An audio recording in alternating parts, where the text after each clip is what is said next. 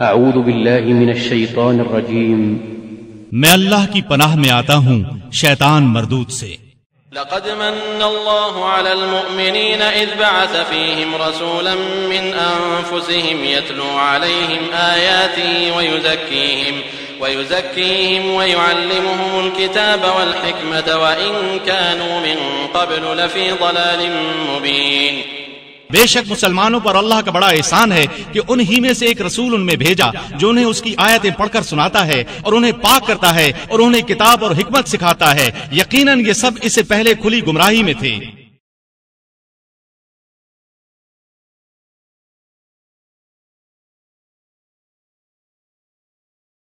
الحمد للہ رب العالمین الرحمن الرحیم مالک یوم الدین، ونشهد أن لا إله إلا الله ونشهد أن سيدنا ومولانا محمدا عبده ورسوله أرسله إلى الناس كافة بشيرا ونذيرا، أما بعد فإن خير الحديث كتاب الله وخير الهدي هدي محمد صلى الله عليه وسلم وشر الأمور محدثاتها وكل محدثة بدعة وكل بدعة ضلالة وكل ضلالة في النار۔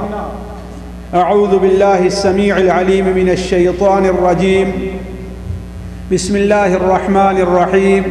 لقد من الله على المؤمنين إذ بعث فيهم رسولا من أنفسهم يتلو عليهم آياته ويزكيهم ويعلمهم الكتاب والحكمة وإن كانوا من قبل لفي ضلال مبين۔ سبحانك لا علم لنا إلا ما علمتنا إنك أنت العليم الحكيم۔ رب اشرح لي صدري ويسر لي أمري واحلل عقدة من لساني يفقهوا قولي واحلل عقدة من لساني يفقهوا قولي۔ عزیز ساتھیوں، دینی بھائیوں، السلام علیکم ورحمۃ اللہ وبرکاتہ۔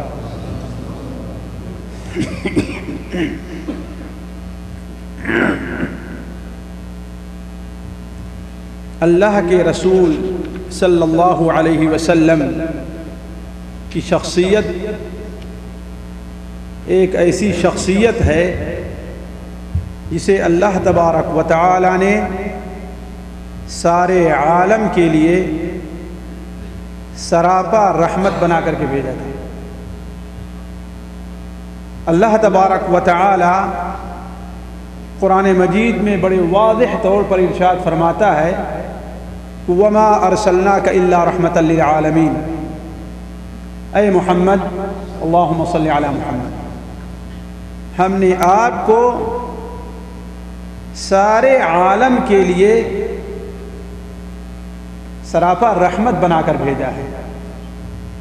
وہ عالم، وہ دنیا انسانوں کی دنیا ہے، جنوں کی دنیا ہے، چرند اور پرند کی دنیا ہے، وہ دنیا مومنوں کی دنیا ہے، وہ دنیا کافروں کی دنیا ہے، وہ دنیا آج سے 1400 سال پہلے کی دنیا ہے، یا آج کی دنیا ہے، یا آج کے بعد آنے والی دنیا ہے۔ ہر وقت کے لیے، ہر زمانے کے لیے، ہر جماعت کے لیے، ہر گروپ کے لیے، ہر مخلوق کے لیے اللہ کے رسول صلی اللہ علیہ وسلم کو اللہ تبارک و تعالی نے رحمت بنا کر بھیجا ہے۔ خصوصی طور پر مسلمانوں کے لیے آپ صلی اللہ علیہ وسلم تو سراپا رحمت بن کر کے آئے ہی ہیں۔ چنانچہ ایک حدیث میں جو طبرانی اوسط اور صغیر وغیرہ میں حضرت ابو ہریرہ رضی اللہ تعالیٰ عنہ سے مروی ہے، آپ صلی اللہ علیہ وسلم نے بیان فرمایا یا ایھا الناس، اے لوگو۔ آپ نے صرف مسلمانوں کا خطاب نہیں کیا، آپ نے کیا فرمایا؟ اے لوگو، انما انا رحمت مہدات، میں تمہارے لیے تحفہ رحمت بن کر کے آیا ہوں، میں تم تمام لوگوں کے لیے رحمت کا تحفہ اللہ تبارک و تعالیٰ کی طرف سے بھیجا گیا ہوں۔ اس کا اندازہ آپ صلی اللہ علیہ وسلم نے ایک مثال اس کا اندازہ اس سے لگائیے کہ آپ صلی اللہ علیہ وسلم نے اپنی اس رحمت کو ایک مثال سے واضح فرمایا، اس کی ایک مثال دی ہے۔ آپ صلی اللہ علیہ وسلم نے ارشاد فرمایا کہ لوگوں میری مثال اور تم لوگوں کی مثال اس شخص جیسی ہے جو رات میں ایک چراغ جلاتا ہے۔ یہ حدیث بخاری شریف میں، مسلم شریف میں حضرت ابو ہریرہ رضی اللہ عنہ سے مروی ہے کہ ایک شخص ایک چراغ جلاتا ہے۔ اب چراغ کی روشنی جب پھیلتی ہے تو پتنگے اور یہ کیڑے مکوڑے جو آگ کی طرف بھاگ کر کے آتے ہیں وہ چاروں طرف سے اس پر دوڑ کر کے آنے شروع ہو گئے۔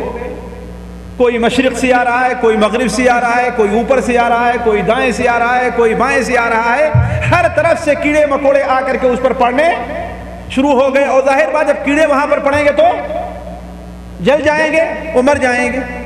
تو وہ شخص ان کے اوپر رحم کرتے ہوئے کیا کرتا ہے کہ اس طرف سے بھی کیڑا ہٹاتا ہے، ادھر سے بھی ہٹاتا ہے، ادھر سے دور کرتا ہے، ادھر سے دور کرتا ہے، یہاں تک کہ وہ پریشان ہو گیا اور اپنی استطاعت بھر ہر طریقے سے فرشتے کو، پرندوں کو اور پتنگوں کو دور ہٹانا چاہتا ہے، لیکن اس کے باوجود وہ پتنگے اور کیڑے مکوڑے جو آگ پر آ کر کے پڑتے ہیں اور جلتے ہیں وہ اس کے اندر آ کر کے کود رہے۔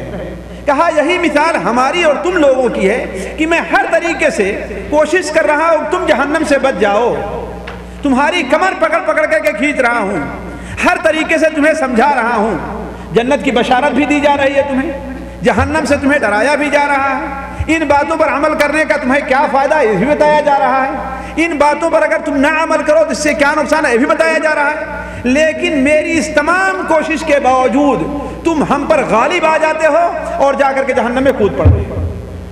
اب آپ سوچئے کہ ایک شخص ہو اور پتنگوں کو، ان چھوٹے چھوٹے کیڑے مکیڑوں کو چراغ سے اور اس آگ سے بچانا چاہے تو کتنی مشکل اسے پیش آئے گی، کتنی پریشانی اسے لاحق ہوگی، اور وہ دل کے اندر کس قدر کڑ رہا ہوگا، اور ایک پتنگا جو جل رہا ہوگا اس کی وجہ سے اس کے دل کے اندر کتنی تکلیف محسوس ہو رہی ہوگی۔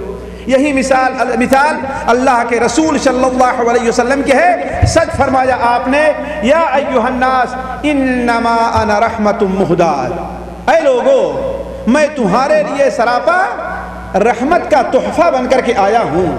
تو ساتھیوں یہ تحفہ اللہ تبارک و تعالیٰ نے جو ہمیں اللہ کے رسول صلی اللہ علیہ وسلم کی شکل میں دیا ہے، اس کا اظہار آپ صلی اللہ علیہ وسلم کی زندگی میں بھی ہوتا رہا اور بعد میں بھی ہوتا رہا۔ یہ مسئلہ بڑا لمبا ہے کہ آپ صلی اللہ علیہ وسلم کس طریقے سے ہمارے لیے رحمت بن کر کے آئے، لیکن اس کی صرف ایک مثال میں آپ کو دیتا ہوں، اس کے بعد میں اپنے اصل موضوع کی طرف آؤں گا۔ دیکھیے آپ صلی اللہ علیہ وسلم کی عمر اللہ تعالیٰ نے کتنی دی تھی آپ کو؟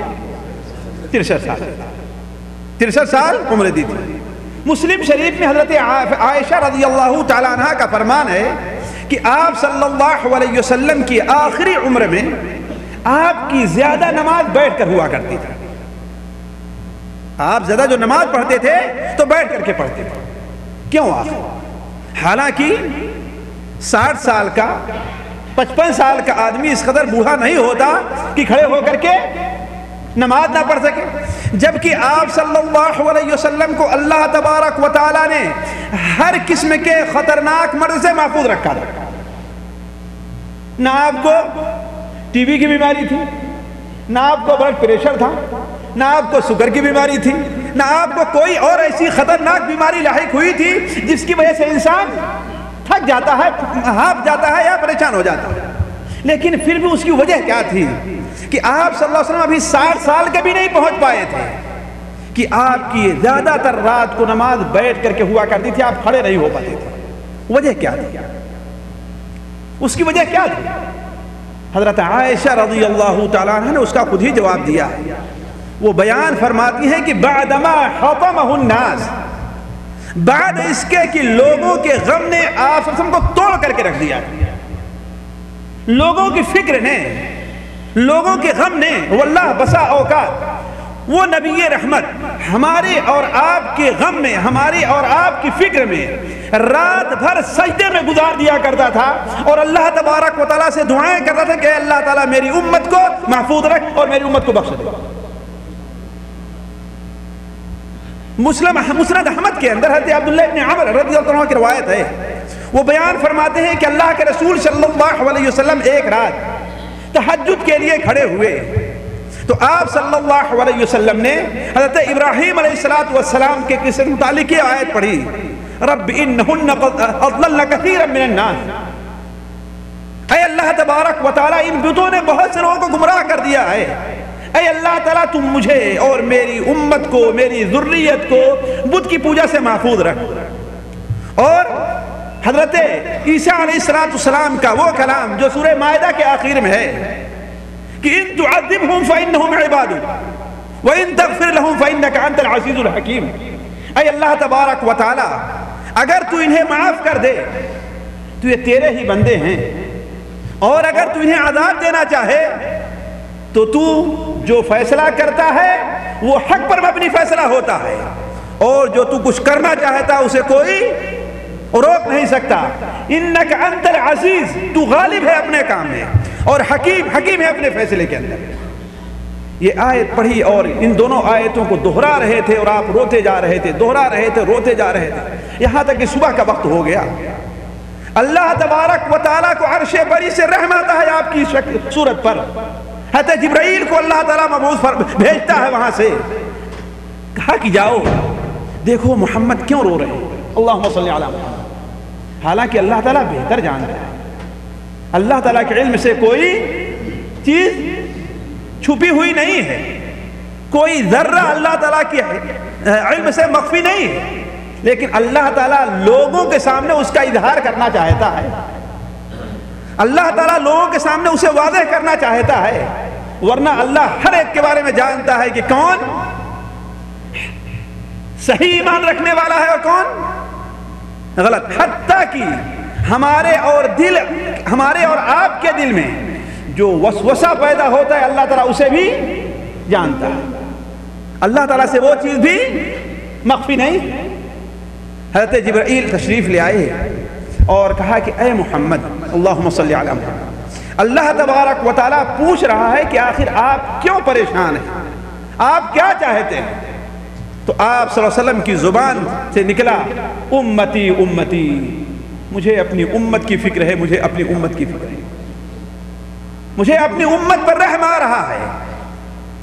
حضرت جبرائیل تشریف لے گئے اللہ تبارک و تعالیٰ کے پاس اور اللہ تعالیٰ سے صورتحال بیان کی۔ اللہ تبارک و تعالیٰ نے کہا کہ اے جبرائیل جاؤ اور میرے نبی سے کہہ دو کہ اے محمد، اللہم صلی علی محمد، تیری امت کے بارے میں تجھے نامراد نہیں کروں گا، تو جو چاہے گا اپنی امت کے بارے میں وہ پورا کر کے دوں گا۔ ذرا سوچیں، یہ اللہ کے رسول صلی اللہ علیہ وسلم کا غم تھا اور فکر ہمارے اور آپ کے بارے میں، لیکن سوال اب یہاں پر یہ پیدا ہوتا ہے، آپ ہمارے بارے میں اس قدر فکر مند ہوں، آپ ہمارے بارے میں اس قدر راتوں کو جاگ جاگ کر کے اللہ تعالیٰ سے دعائیں کریں، ہمارا اور آپ کا غم اللہ کے رسول صلی اللہ علیہ وسلم کی کمر کو توڑ کر کے رکھ دے، تو پھر آخر ہمارا اور آپ کا بھی کچھ حق بنتا ہے کہ نہیں بنتا؟ سوال ہے یہ، اس پر سوچیں آپ لوگ، غور کریں کہ جو نبی ہمارے اوپر اس قدر مہربان ہو، اس قدر ہمارے اور آپ کے اوپر مہربان ہو کہ وہ یہ فرماتا ہے کہ اے لوگو، اگر مجھے امت کے اوپر مشقت کا اور پریشانی کا خوف نہ ہوتا تو ہر وضو کے ساتھ اور ہر نماز کے وقت اس مسواک کو ان کے لیے کرنا میں واجب اور ضروری قرار دیتا ہے نا، بخاری شریف کی روایت، لیکن مجھے خوف ہے کہ میری امت مشقت اور پریشانی میں پڑ جائے گی، لہذا میں اسے واجب ان کے اوپر نہیں قرار دیتا۔ آخر کیوں تھا؟ ہمارے اوپر رحم کرتے ہوئے تھا نا، ہماری اور آپ کی مشقت اور پریشانی کا خوف تھا نا۔ صحابہ کرام رمضان المبارک میں پہلی رات آپ صلی اللہ علیہ وسلم شاید 21ویں رات تھی، آپ اکیلے عبادت کے لیے کھڑے ہوئے تو صحابہ کرام کی ایک جماعت آپ کے ساتھ ہو گئی۔ دوسرے دن لوگوں نے سنا کہ آج اللہ کے رسول صلی اللہ علیہ وسلم نے نماز پڑھائی ہے اور لوگ اکٹھا ہو گئے۔ تیسرے دن سنا لوگوں نے اور چاروں طرف سے جمع ہو گئے، یہاں تک کہ مسجد نبوی میں جگہ نہیں رہ گئے۔ تو آپ صلی اللہ علیہ وسلم اپنے معتکف سے، اعتکاف کی جگہ سے باہر نہیں تشریف لے آئے۔ لوگ کھانس رہے ہیں، لوگ کھنکھار رہے ہیں، آپ کو متنبہ کر رہے ہیں، لیکن آپ صلی اللہ علیہ وسلم باہر تشریف نہیں لا رہے۔ کیوں؟ لوگوں سے محبت نہیں تھی، لوگوں کی خواہش پورا کرنا آپ کے لیے باعث مسرت نہیں تھی؟ یقیناً سب کچھ تھا، لیکن آپ تشریف کیوں نہیں لائے؟ حتیٰ کہ جب فجر کا وقت ہونے لگا تو آپ تشریف لے آئے اور کہا اے لوگو، تمہاری بات، تمہارا جمع ہونا، تمہارا کھنکھارنا، تمہارا کھانسنا ہم پر مخفی نہیں تھا، ہم سے پوشیدہ نہیں تھا، لیکن جان بوجھ کر کے میں اس لیے باہر نہیں آیا کہ تم اس قدر اس نماز پر حریص ہو، اس قدر اس نماز کو پسند کر رہے ہو، کہیں تمہارے اس حرص اور اس پسند کو دیکھ کر کے اللہ تبارک و تعالیٰ تمہارے اوپر یہ نماز فرض نہ کر دے، اور فرض کر دے تم کیا ہے مشقت اور پریشانی میں مبتلا ہو جاؤ۔ اس لیے میں باہر نہیں آیا۔ ذرا سوچئے کس قدر اللہ کے رسول صلی اللہ علیہ وسلم ہمارے اور آپ پر رحم تھے۔ ساتھیوں، ایک بڑا لمبا موضوع ہے کہ اللہ کے رسول کی رحمت کس طریقے سے انسانوں پر، مسلمانوں پر، مسلمانوں میں کافروں پر، کافروں کے ساتھ ساتھ دوسرے لوگوں پر آپ کی رحمت کس طریقے سے چاروں طرف سے چھائی ہوئی تھی۔ یہ ایک لمبا موضوع ہے، لیکن میں صرف اشارہ کر رہا ہوں کہ جو نبی ہمارے اور آپ پر اس قدر مہربان ہو، جو ہمارے اور آپ کے لیے تحفہ رحمت بن کر کے آیا ہو، آیا اس کے بھی کچھ حقوق ہمارے اوپر ہیں کہ نہیں ہے نا؟ وہ کیا حقوق ہیں؟ انہی میں سے چند بڑے اہم حقوق، ان کی طرف آج میں آپ لوگوں کی توجہ دلاؤں گا اور ان کی طرف رہنمائی کرنا چاہوں گا، لیکن اختصار کے ساتھ، اس لیے کہ تفصیل اس تھوڑے سے وقت میں آپ کے سامنے نہیں پیش کی جا سکتی، لیکن اگر آپ توجہ دیں گے اور غور کریں گے، خاص طور پر دعات حضرات ان باتوں پر توجہ کر لیے، تو ہر حق کے اوپر وہ الگ الگ محاضرہ، الگ الگ درس، الگ الگ تقریریں کر سکتے ہیں۔ ساتھیوں، پہلا حق اللہ کے رسول صلی اللہ علیہ وسلم کا ہمارے اور آپ کے اوپر ہی نہیں بلکہ ساری دنیا کے لوگوں پر جو ہے وہ یہ ہے کہ آپ کے اوپر ایمان لے آئے۔ اور یہ بات بتلا دیں، آپ صلی اللہ علیہ وسلم کی امتی کون سے لوگ ہیں؟ جی بس بس بس آپ کے امتی ساری دنیا کے لوگ ہیں، تمام جن اور تمام انس ہیں، مسلم بھی ہیں، کافر بھی ہیں آپ کی امت میں۔ آپ صلی اللہ علیہ وسلم کی امت میں تمام لوگ شامل ہیں، مومن بھی ہیں آپ کی امت میں، اور کافر بھی ہیں آپ کی امت میں، جن بھی ہیں آپ کی امت میں، اور انسان بھی ہیں آپ کی امت میں۔ یا ایھا الناس انی رسول اللہ الیکم جمیعا، آپ کہیے کہ اے لوگو، چاہے جہاں کے رہنے والے ہو، جس دنیا کے جس گوشے کے رہنے والے ہو، جس صدی کے رہنے والے ہو، انی رسول اللہ الیکم جمیعا، میں تم تمام لوگوں کی طرف اللہ کا رسول بنا کر بھیجا گیا۔ تو آپ صرف مسلمانوں کے نبی ہیں، آپ کی امت میں صرف مسلمان شامل نہیں ہے۔ فرق یہ ہے کہ امت ساتھیوں دو قسم کی ہے، ایک امت دعوت ہے اور ایک امت اجابت ہے۔ ایک امت دعوت ہے اور ایک امت اجابت ہے۔ امت دعوت یعنی آپ کی دعوت جن لوگوں کے لیے بھی ہے وہ سارے کے سارے آپ کی امت میں شامل ہیں، جن بھی شامل ہیں، اور آپ جنوں کے لیے بھی نبی بن کر کے آئے تھے نا، آپ کی نبوت جنوں کے لیے بھی ہے اور انسان کے لیے بھی ہے۔ اسی لیے وہ حدیث جس کے اندر آپ نے بیان فرمایا کہ مجھے 6 ایسی چیزیں دی گئی ہیں جو ہم سے پہلے کسی نبی کو نہیں دی گئی، ان میں آپ نے بیان فرمایا بعثت الی الخلق کافۃ، مجھے تمام مخلوق کی طرف نبی بنا کر کے بھیجا گیا، وہ جن ہے یا انس ہیں۔ تبارک الذی نزل الفرقان علی عبدہ لیکون للعالمین نذیرا، مبارک ہے وہ ذات، بڑی بابرکت ہے وہ ذات جس نے اپنے نبی کے اوپر، اپنے بندے کے اوپر قرآن نازل کیا تاکہ یہ نبی تمام دنیا والوں کے لیے، عرب کے لیے بھی اور عجم کے لیے بھی، جن کے لیے بھی اور انس کے لیے بھی، حتیٰ کہ ساتھیوں ایک اونٹ بھی اس بات کا اعتراف کرتا تھا کہ اللہ کے رسول صلی اللہ علیہ وسلم کیا ہیں؟ اللہ کے رسول اور نبی۔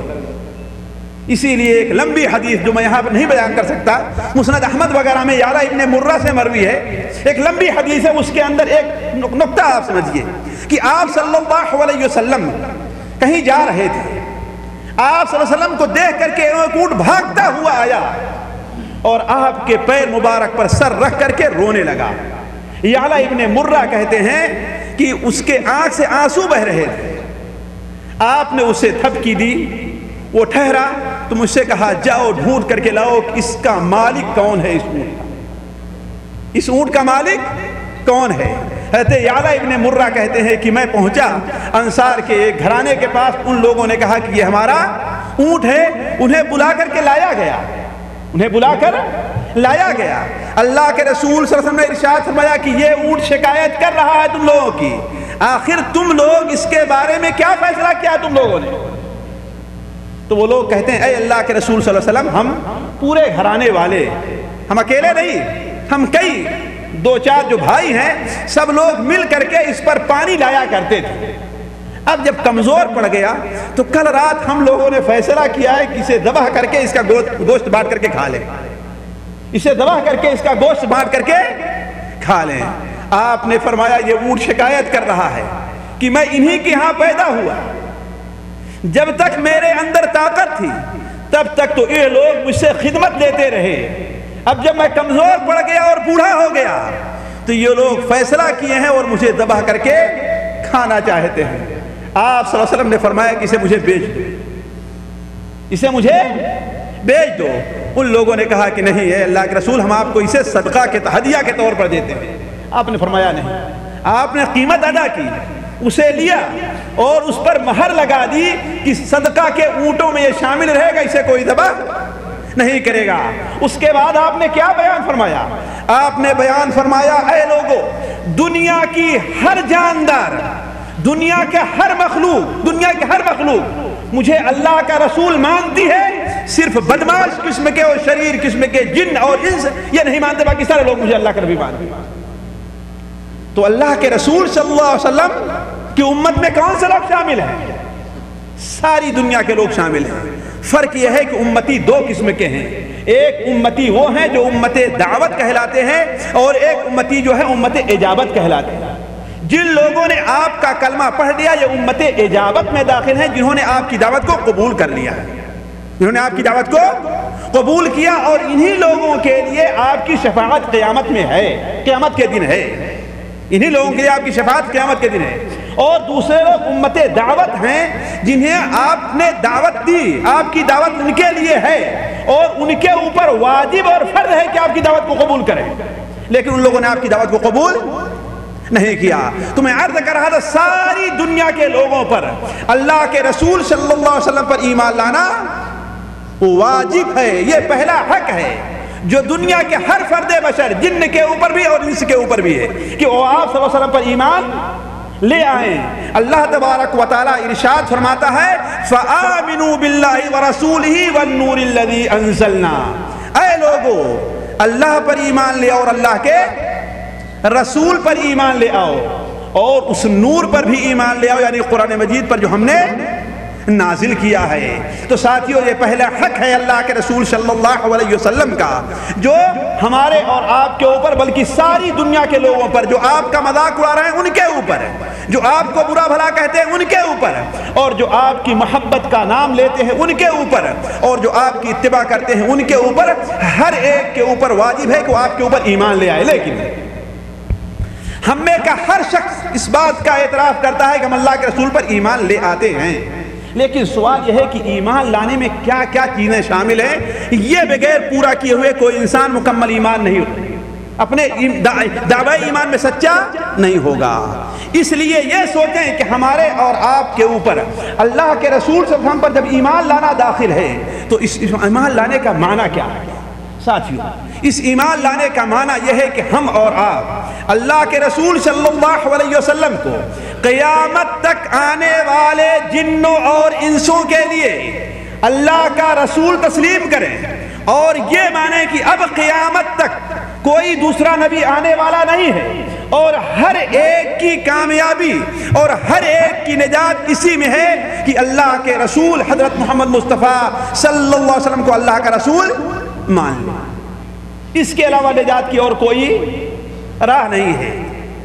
مسلم شریف میں امام ابن مندہ کی التوحید کے حضرت ابو ہریرہ کی روایت ہے کہ اللہ کے رسول صلی اللہ علیہ وسلم نے ارشاد فرمایا، اس ذات کی قسم جس کے قبضے میں، جس کے ہاتھ میں میری جان ہے، اس امت کا کوئی بھی شخص خواہ یہودی ہے یا نصرانی ہے، کوئی بھی ہے، بت پرست ہے، درخت پرست ہے، پیر پرست ہے، پیڑ پرست ہے، جو کچھ بھی ہے، جہاں کا رہنے والا ہے، ہندو ہے کوئی بھی ہے، سکھ ہے، بدھسٹ ہے، کوئی بھی انسان ہے، اس امت کا کوئی بھی شخص یہودی ہے یا نصرانی ہے، اگر میرے بارے میں سن لیتا ہے اور میری تعلیم کا اسے علم ہو جاتا ہے، پھر میرے اوپر ایمان نہیں لے آتا، تو کیا ہے وہ انسان جہنمی ہے۔ تو ہر شخص کے اوپر اللہ کے رسول صلی اللہ علیہ وسلم پر ایمان لانا واجب ہے۔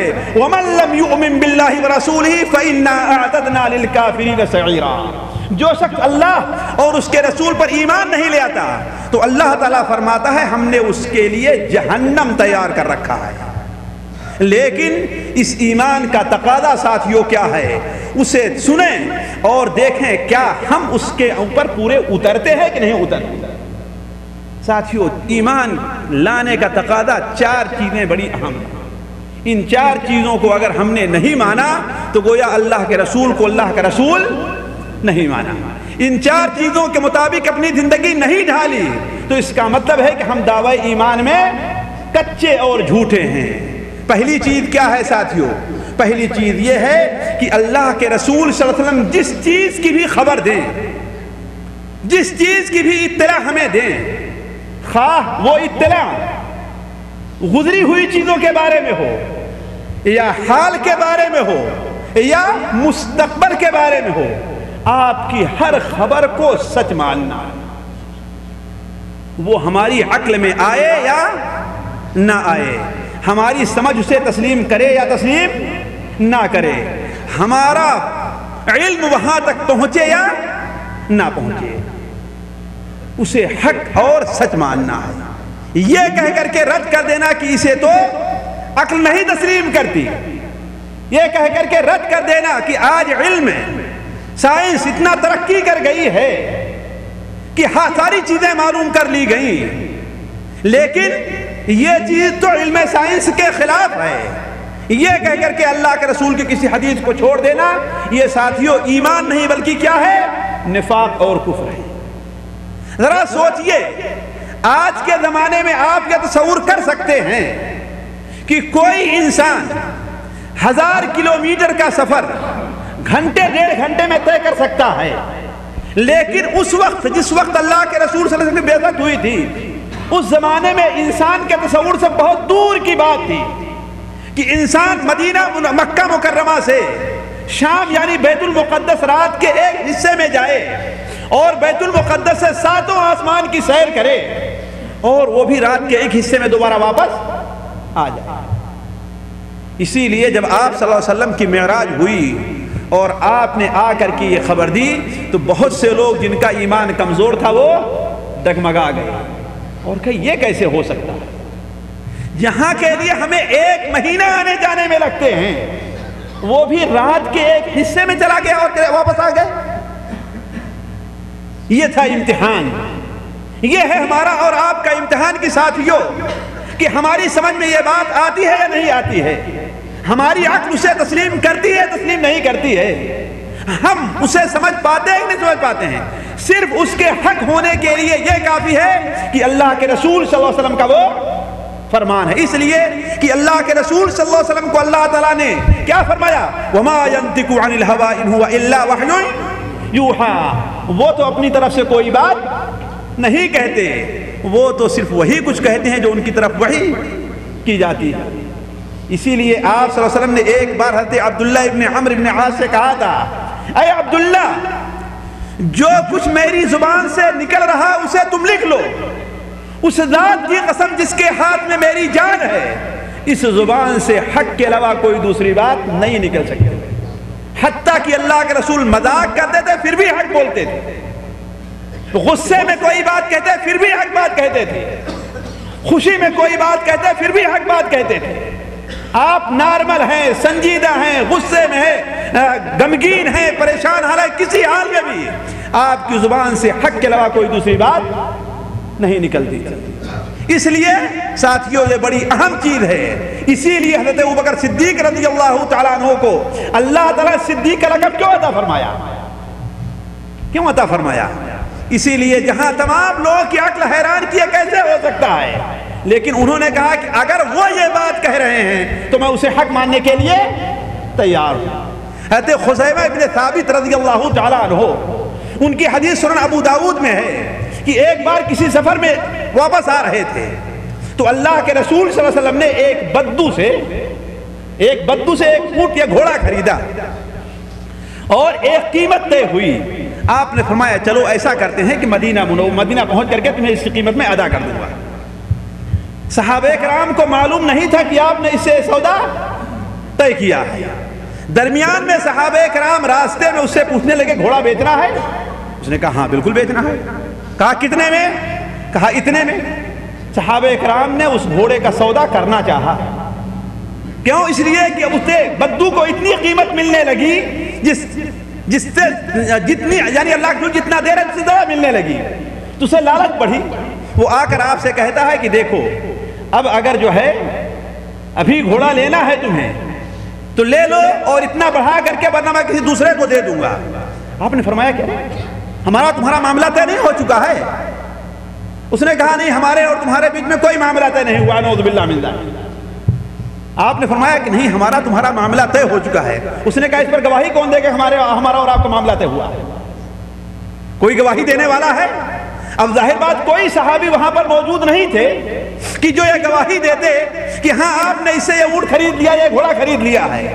لیکن ایک صحابی خزیمہ ابن ثابت کھڑے ہوتے ہیں اور کہتے ہیں کہ میں گواہی دے رہا ہوں کہ آپ نے اس گھوڑے کو اس سے خریدا، میں گواہی دے رہا ہوں کہ آپ نے اس گھوڑے کو اس سے خریدا۔ آپ نے فرمایا خزیمہ تم یہ گواہی کیوں دے رہے ہو؟ کہا اے اللہ کے رسول صلی اللہ علیہ وسلم، ہمیں یقین ہے کہ آپ جھوٹ نہیں بولیں گے، ہمیں یقین ہے کہ آپ جو بات کہتے ہیں وہ حق ہے، اس کے اندر کوئی ملاوٹ نہیں ہوتی۔ ہم تو اس سے بڑی بات کی تصدیق کرتے ہیں، یہ تو بڑی معمولی سی چیز ہے۔ تو آپ صلی اللہ علیہ وسلم نے انہیں کیا تحفہ دیا کہ دنیا کے سارے مسلمان حتیٰ کہ صدیق اکبر اور فاروق اعظم کی گواہی ایک آدمی کے برابر ہے اور خزیمہ ابن ثابت کی گواہی 2 آدمیوں کے برابر ہے۔ کہ کسی بات پر اگر گواہی دے رہے خزیمہ ابن ثابت تو ان کی معلوم ہوگا گویا 2 آدمی گواہی دے رہے ہیں۔ تو ساتھیوں یہ ہمارا اور آپ کا ایمان ہونا چاہیے کہ اللہ کے رسول ہم جس بات کی خبر دے دیں وہ ہماری عقل میں وہ بات آتی ہے یا نہیں آتی، لیکن ہمیں اسے ماننا اور تسلیم کرنا ہے۔ بغیر مانے اور تسلیم کیے ہوئے کوئی چارہ نہیں ہے۔ یہ تو پہلی بات ہوئی۔ دوسری بات آپ کے اوپر ایمان کے تقاضے میں یہ داخل ہے کہ آپ صلی اللہ علیہ وسلم جس بات کا حکم دے اسے مان لیا جائے اور جس چیز سے منع کر دیں اس سے رک جایا جائے۔ بڑا مشکل مسئلہ ہے ساتھیوں۔ جس بات کا حکم دے اسے مانا جائے اور جس بات سے روک دیں اسے رک جایا جائے۔ آپ جس چیز کو حلال کر دے رہے ہیں دنیا کی کوئی طاقت، کوئی حاکم، کوئی عالم، کوئی پیر، کوئی پگاڑا، کوئی بزرگ قیامت تک اسے حرام نہیں کہہ سکتا، اور آپ جس چیز کو حرام کر دیں گے دنیا کی کسی مفتی کا فتویٰ اسے قیامت تک حلال نہیں کہہ سکتا ہے کہ نہیں؟ اگر ہم نے اللہ کے رسول کے فتوے کے مطابق کسی حرام چیز کو کسی عالم کے فتوے پر حلال کر لیا تو گویا اللہ کے رسول کو اللہ کے رسول نہیں مانا۔ اللہ کے رسول نے جس چیز کو جائز قرار دیا ہے، جس چیز کو واجب قرار دیا ہے، جس چیز کو سنت قرار دیا ہے، جس چیز کو حلال قرار دیا ہے، اب وہ قیامت تک حلال اور واجب اور فرض رہے گی ہمارے اور آپ کے اوپر۔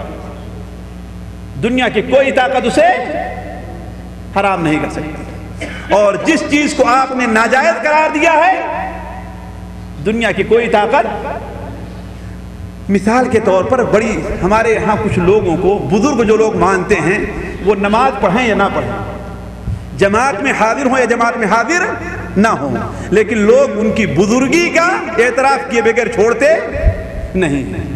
بھلا بتائیے اللہ کے رسول صلی اللہ علیہ وسلم نے ہر ایک کے اوپر جماعت سے مسجد میں نماز پڑھنا واجب قرار دیا ہے کہ نہیں قرار دیا؟ بھلا بتائیے صحابہ کرام سے بڑا بزرگ کوئی ہو سکتا ہے؟ کوئی نہیں ہو سکتا ہے۔ وہ نابینا صحابی ہیں، راستے میں کیڑے مکوڑے جنگلی جانور ہیں، راستے میں پانی پڑتا ہے، اندھیری رات ہے، کوئی مسجد تک لانے کے لیے تیار نہیں ہوتا، پھر بھی ان سے آپ نے کہا اگر اذان کی آواز سنتے ہو تو مسجد میں آ کر کے نماز پڑھنا ہے۔ ان سے یہ نہیں ہو سکا کہ ہاں وہ مدینہ منورہ میں بیٹھ کر کھانے کعبہ کے اندر نماز پڑھیں، جس طریقے سے ہمارے یہاں لوگوں کو دھوکہ دیا جاتا ہے۔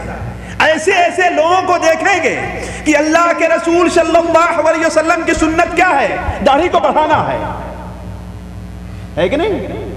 کوئی آدمی بزرگ بغیر داڑھی بڑھائے نہیں ہو سکتا ہے۔ دنیا کی کوئی طاقت جو ہے داڑھی کو حرام یا غیر مستحسن نہیں قرار دے سکتی۔ کیوں؟ اس لیے کہ اللہ کے رسول صلی اللہ علیہ وسلم نے اسے مستحسن اور بہتر اور واجب اور سنت قرار دیا ہے کہ نہیں ہے؟ مجھ سے ایک مجلس میں لوگوں نے پوچھا کہ مولانا یہ بتائیے کہ داڑھی واجب ہے کہ سنت ہے؟ داڑھی واجب ہے کہ سنت ہے؟ تو ہم نے کہا واجبی سنت ہے۔ یہ کیا ہے؟ واجبی سنت ہے اللہ کے رسول کی سنت، لیکن واجب ہے۔ ہم اس جھگڑے میں کیوں پڑے کہ سنت ہے کہ واجب ہے؟ حضرت عبداللہ ابن عمر رضی اللہ تعالیٰ عنہما سے کسی نے پوچھا کہ قربانی کرنا واجب ہے کہ سنت ہے؟ کہا مجھے اس سے کوئی مطلب نہیں، ہم یہ جانتے ہیں اللہ کے رسول صلی اللہ علیہ وسلم نے قربانی کی ہے، صحابہ کرام نے قربانی کی، مسلمانوں کو میں بھی قربانی کرتا ہوں۔ ان سے پوچھا کہ وطر واجب ہے کہ سنت ہے؟ انہوں نے کہا مجھ سے اسے کوئی مطلب نہیں ہے، میں یہ جانتا ہوں اللہ کے رسول نے وطر پڑھی ہے، ابو بکر و عمر نے وطر پڑھی ہے، مسلمان وطر پڑھتے لہذا میں بھی وطر پڑھوں۔ یہ ہے اللہ کے رسول پر ایمان کا تقاضا کہ جس چیز کا آپ نے حکم دیا ہے اس چیز کو قیامت تک کسی کے کہنے سے اس چیز کو ہم غلط نہیں مانیں گے۔ آپ صلی اللہ علیہ وسلم نے جس چیز کو حرام قرار دیا ہے قیامت تک دنیا کی کوئی طاقت اسے حلال، آپ نے رشوت کو حرام قرار دیا ہے کہ حلال قرار دیا ہے، لیکن آج اسے خدمت کے نام پر لوگ لے رہے ہیں۔ آپ نے سود کو حرام قرار دیا ہے، دنیا کی کوئی حکومت، دنیا کا کوئی مفتی اگر فتویٰ دیتا ہے کہ سود حلال ہے تو اس کا ماننا جائز ہوگا ہمارے لیے؟ ناجائز ہوگا، اگرچہ اس کا نام فائدہ رکھ دیا جائے۔ آپ نے شراب کو حرام قرار دیا ہے، اگرچہ اس کا نام روحانی شراب رکھ دیا جائے، ہے کہ نہیں؟ وہ چیز کسی کے نام بدلنے سے حلال نہیں ہو سکتی۔ عورتوں کی بے پردگی کو اللہ کے رسول نے ناجائز اور حرام قرار دیا ہے۔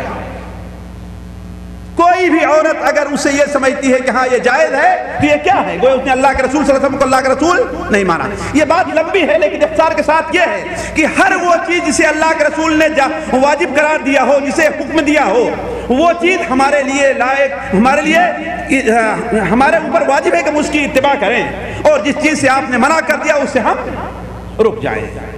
اور تیسری چیز جو ہے کہ ایمان لانے کا تقاضا یہ ہے کہ اللہ کے رسول صلی اللہ علیہ وسلم نے جس طریقے پر اللہ کی عبادت کی ہے اسی طریقے پر ہم اللہ کی عبادت کریں۔ آپ نے ظہر کی نماز کتنی رکعت پڑھی ہے؟ جی بس فرض 4 رکعت پڑھی۔ ہاں بھائی یہ کہیے فرض 4 رکعت پڑھی۔ اور عشاء کی نماز کتنی پڑھی ہے کہ 17 رکعت پڑھی؟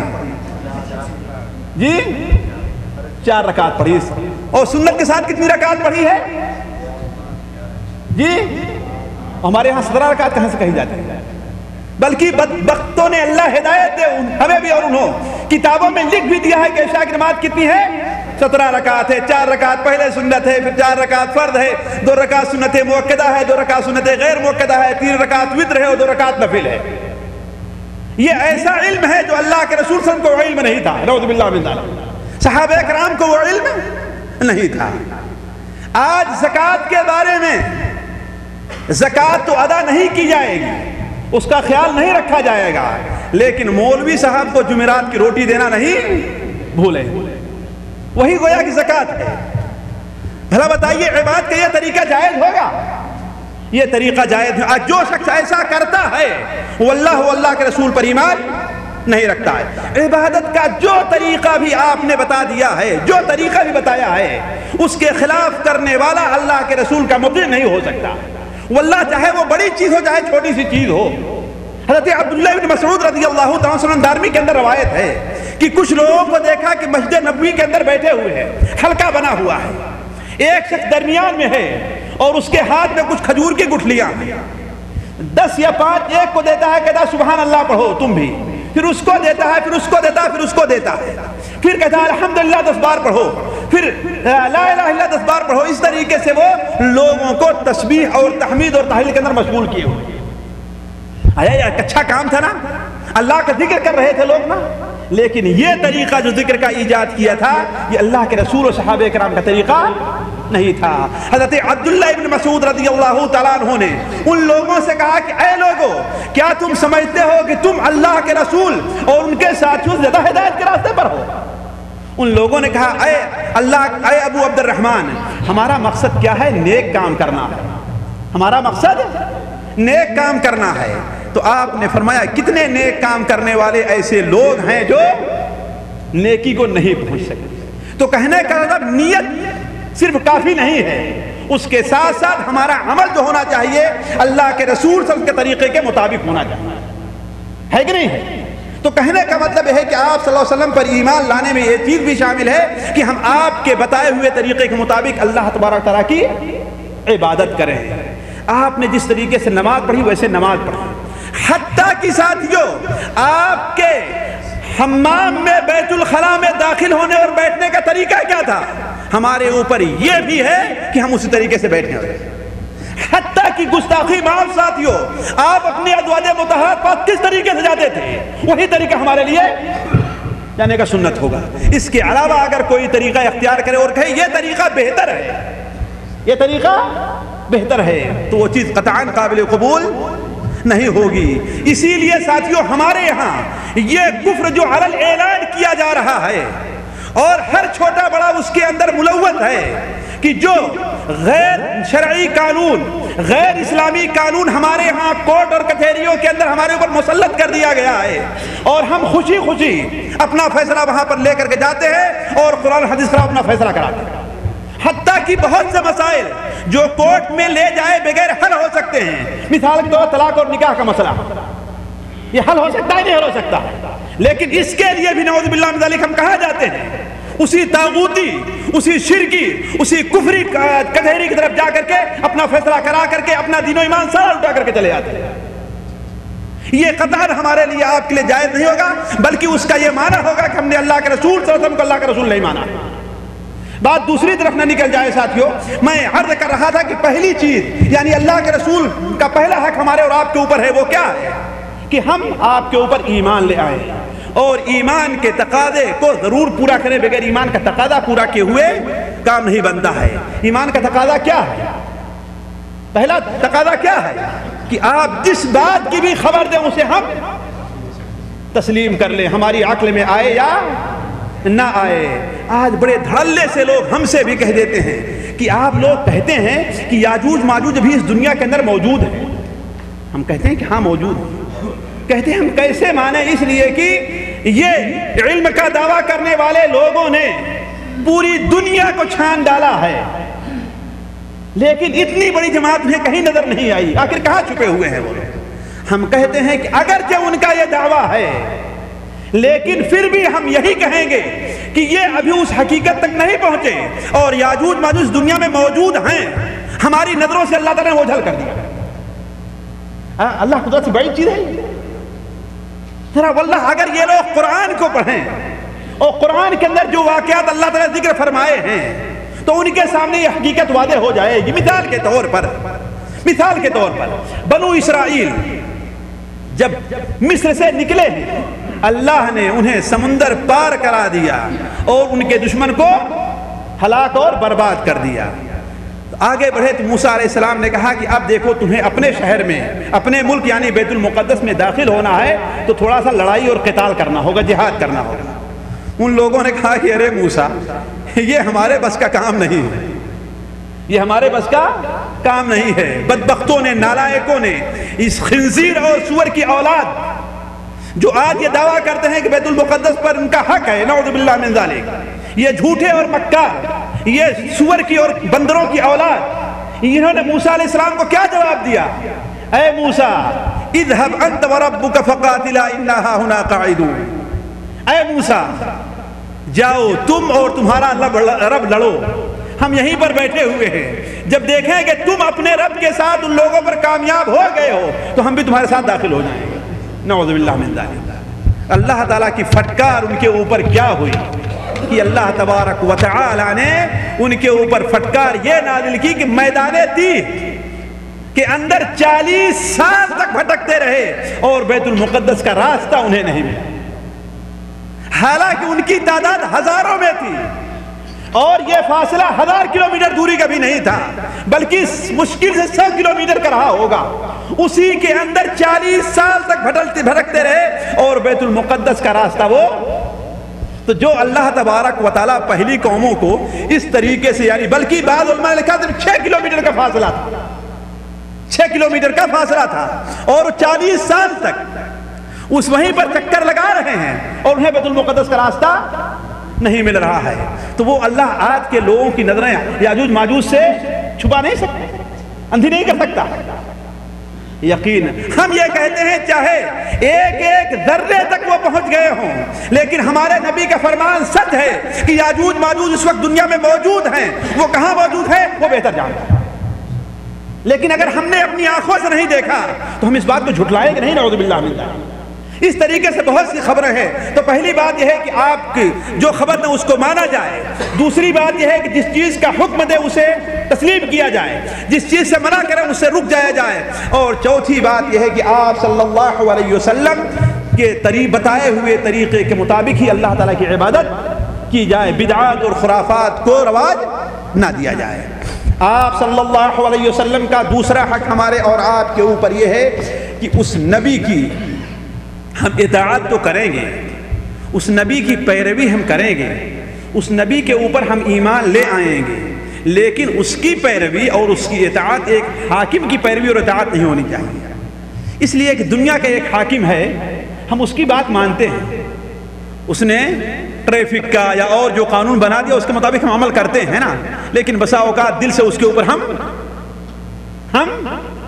ناراض بھی رہتے ہیں، ہے کہ نہیں ہے، برا بھلا بھی کہتے ہیں، لیکن نبی کی جو اطاعت ہونی چاہیے، اللہ کی جو اطاعت ہونی چاہیے، اگر ایسی اطاعت کی گئی ساتھیوں تو وہ سراسر نفاق ہوگی، وہ ایمان اور اسلام نہیں ہوگا، بلکہ نبی اور اللہ کی جو اطاعت ہونی چاہیے محبت کے جذبے سے ہونی چاہیے۔ اسی لیے دوسرا حق ہمارے اور آپ کے اوپر یہ ہے کہ نبی صلی اللہ علیہ وسلم سے محبت کی جائے، نبی صلی اللہ علیہ وسلم سے محبت کی جائے، جیسا کہ ابھی جو خطبے کے اندر شیخ بیان فرما رہے تھے کہ اللہ کے رسول صلی اللہ علیہ وسلم نے ارشاد فرمایا، اس ذات کی قسم جس کے ہاتھ میں میری جان ہے، اس ذات کی قسم جس کے ہاتھ میں میری جان ہے، تم میں کا کوئی بھی شخص اس وقت تک مومن نہیں ہو سکتا جب تک میں اس کے نزدیک اس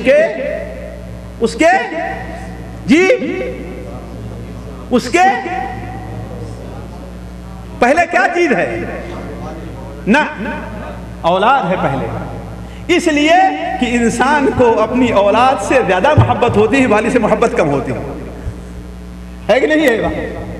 انسان اپنی بچوں سے زیادہ محبت کرتا ہے اور والدین سے محبت کم کرتا ہے، اس لیے اللہ تعالیٰ پہلے رکھا ہے من ولدہ ووالدہ والناس اجمعین، ہے نا، جب تک کہ میں اس کے نزدیک اس کی اولاد سے اور اس کے والدین سے اور دنیا کے تمام لوگوں سے زیادہ محبوب نہ بن جاؤں۔ گویا معلوم یہ ہوا کہ ہمارے ایمان کا جزو اعظم یہ ہے، بہت بڑا جز ہے کہ نبی صلی اللہ علیہ وسلم سے محبت کریں، آپ کی محبت ہمارے دلوں میں ہونی چاہیے۔ لیکن ساتھیوں اختصار کے ساتھ میں عرض کر دوں کہ اس محبت کا دعویٰ تو ہر انسان کرتا ہے۔ آج تک دنیا میں آپ نے کسی مسلمان کو دیکھا ہے مومن ہے منافق ہو، اللہ بہتر جانتا ہے، نیک ہے، صالح ہے، نمازی ہے، بے نمازی ہے، داڑھی رکھے ہوئے ہے، دڑمنڈا ہے، کوئی بھی ہے، کوئی کہتا ہے کہ مجھے اللہ کے رسول سے محبت نہیں؟ کسی کو دیکھا ہے آپ لوگوں نے؟ لیکن بتائیے کہ یہ پتہ کیسے چلے گا کون محبت کرنے والا ہے؟ ضروری ہے کہ نہیں جانے کی ضروری ہے کہ ہم کیسے مانیں کہ ہاں ہم اللہ کے رسول سے محبت کرتے ہیں؟ ورنہ کیا آپ کے زمانے میں جو منافقین تھے وہ آپ سے محبت نہیں کرتے تھے۔ اور دوسری بات ساتھیوں کہ صرف محبت جو کسی جذبے سے ہو وہ محبت کافی نہیں ہے۔ بھلا بتائیے قریش کے جو لوگ تھے وہ اللہ کے رسول صلی اللہ علیہ وسلم سے محبت کرتے تھے کہ نہیں کرتے؟ آپ صلی اللہ علیہ وسلم کے چچا ابو طالب جنہوں نے آپ کے لیے ساری دنیا کے لوگوں سے دشمنی مول لی تھی، سارے عرب سے دشمنی مول لی تھی، حتیٰ کہ آپ صلی اللہ علیہ وسلم کے لیے سارے مکہ کے لوگوں سے کنارہ کش ہو گئے، حتیٰ کہ صورتحال یہاں تک پہنچ گئی کہ درخت کے پتوں کو کھا کر کے گزران کرنا ہوا ہے، لیکن اللہ کے رسول کا ساتھ آخر محبت تھی تبھی تو نا۔ لیکن کیا یہ محبت حقیقی کام میں آئی کہ نہیں آئی؟ نہیں آئی۔ معلوم یہ ہوا ساتھیوں دو بات ہے، ایک تو یہ محبت کیسی ہونی چاہیے پہلی چیز یہ ہے، اور دوسرے یہ ہے کہ یہ محبت شریعت کے حدود میں ہونی چاہیے، بغیر اس کے اللہ تبارک و تعالیٰ کسی کی محبت نبی کے بارے میں قبول نہیں کرے گا۔ اسی لیے اہل علم نے اور علماء نے اس کی متعدد علامات رکھی ہیں کہ اگر یہ علامات پائی گئی تب تو کوئی انسان محب رسول مانا اور سمجھا جائے گا، ورنہ کیا ہوگا کہ وہ جھوٹا اور دھوکے باز یا کی غفلت میں ہے، وہ انسان دھوکے میں ہے اور اپنے کو دھوکہ دے رہا ہے کہ وہ اللہ کے رسول سے محبت کرتا ہے۔ اس کے لیے اختصار کے ساتھ سب سے پہلی بات یہ ہے کہ اللہ کے رسول صلی اللہ علیہ وسلم کی اطاعت اور اتباع ہونی چاہیے۔ خوشی کا موقع ہو، غمی کا موقع ہو، مالداری کا موقع ہو، فقیری کا موقع ہو، مصیبت کا موقع ہو، کوئی بھی موقع ہو، ہر موقع پر اللہ کے رسول صلی اللہ علیہ وسلم کی اطاعت اور فرما برداری ہونی چاہیے۔ اگر ہر موقع پر اللہ کے رسول کی اطاعت نہیں کی گئی تو اس کا مطلب یہ ہے کہ اللہ کے رسول کی محبت، اور اس کی دلیل کیا ہے؟ قرآن مجید میں موجود ہے، قرآن مجید میں ہے کہ یا ایھا الذین نہیں قل ان کنتم تحبون اللہ فاتبعونی یحببکم اللہ، اے لوگو اگر تم اللہ تعالیٰ سے محبت کے دعوے دار ہو تو میری اتباع کرو، یعنی بغیر اتباع اور پیروی کے۔ اب اگر کوئی شخص دعویٰ کرتا ہے کہ میں اللہ کے رسول سے محبت کرتا ہوں لیکن اپنی خوشی اور غمی میں، اپنی مالداری اور فقیری میں، اپنے ہر حال میں اگر اللہ کے رسول کی اطاعت اور پیروی نہیں کرتا تو اس کا مطلب یہ ہے کہ یا تو وہ شخص دھوکے میں ہے یا تو وہ شخص جھوٹا ہے، یا تو شخص دھوکے میں ہے تو وہ شخص جھوٹا ہے۔ مسند احمد کے اندر ہے کہ غزوہ احد کے موقع پر اللہ کے رسول صلی اللہ علیہ وسلم صحابہ کرام کے ساتھ کھڑے ہوئے تھے اور 70 صحابہ کرام جو شہید ہو گئے تھے ان کا غم اللہ کے رسول صلی اللہ علیہ وسلم کے سینے کو چھلنی کر رہا تھا۔ کیوں؟ اس لیے اسی میں آپ کے چچا حضرت حمزہ بھی شہید ہو گئے تھے، اور آپ کے محبوب ترین ساتھی حضرت مصعب بن عمیر جنہیں اللہ کے رسول صلی اللہ علیہ وسلم نے اپنی آمد سے پہلے مدینہ منورہ دین کی تبلیغ کے لیے بھیج دیا تھا، وہ لوگ بھی اس کے اندر شریک تھے۔ اس میں وہ صحابی بھی شریک تھے جنہوں نے اللہ کے رسول صلی اللہ علیہ وسلم کے بارے میں کہا تھا مدینہ کے لوگوں کو، اے مکہ مدینہ کے لوگوں اب تو میں اس دنیا سے جا رہا ہوں، اب تو میں اس دنیا سے جا رہا ہوں، لیکن اگر تم میں سے کسی کی آنکھ میں حرکت کرنے کی بھی طاقت ہے اور اللہ کے رسول صلی اللہ علیہ وسلم کو کوئی تکلیف پہنچ گئی تو سمجھو اللہ تعالیٰ کے نزدیک تمہارا کوئی عذر قبول نہیں ہوگا۔ وہ صحابی بھی موجود تھے، تو آیا اللہ کے رسول جو ساری دنیا کے لیے رحمت بن کر کے آئے تھے آپ کے دل کے اوپر کیا گزری ہو؟ لیکن اللہ تعالیٰ کا حکم مانے بغیر کوئی چارہ نہیں ہوتا۔ نہ آپ نے رویا ہے، نہ واویلا مچایا ہے، نہ چیخ پکار کی ہے۔ کیوں؟ اس لیے کہ اللہ تعالیٰ کے حکم اور فیصلے کے بارے کے خلاف کسی انسان کو زبان کھولنے کی گنجائش نہیں۔ سارے لوگ کھڑے ہوئے تھے، دور سے ایک عورت دکھائی دی کہ تیزی سے بھاگی ہوئی آ رہی ہے، تیزی سے بھاگی ہوئی آ رہی ہے۔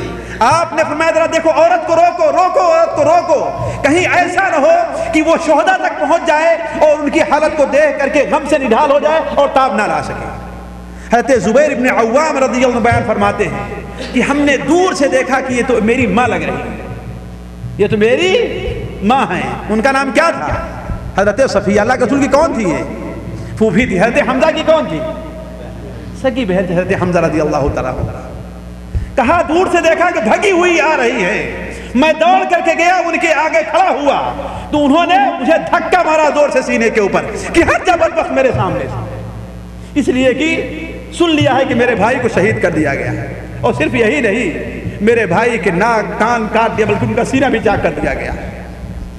حضرت حمزہ جیسا بھائی اس کی شہادت کو سن کر کے پریشان کیوں نہیں ہو؟ لیکن حضرت زبیر بن عوام نے صرف ایک بات کہی ہے، صرف ایک بات کہی، عورت ہونے کے باوجود حضرت صفیہ اپنی جگہ بالکل پتھر کے طریقے سے کھڑی ہو، ایک قدم بھی آگے نہیں بڑھایا۔ انہوں نے کیا کہا؟ اے امی جان، یہ میرا کہنا نہیں ہے، اللہ کے رسول کہہ رہے ہیں اسے روکو، میرا کہنا نہیں ہے، اللہ کے رسول کا فرمان ہے کہ انہیں روکو۔ اب اللہ کے رسول کا فرمان سننا تھا کہ اپنی جگہ کھڑی ہو۔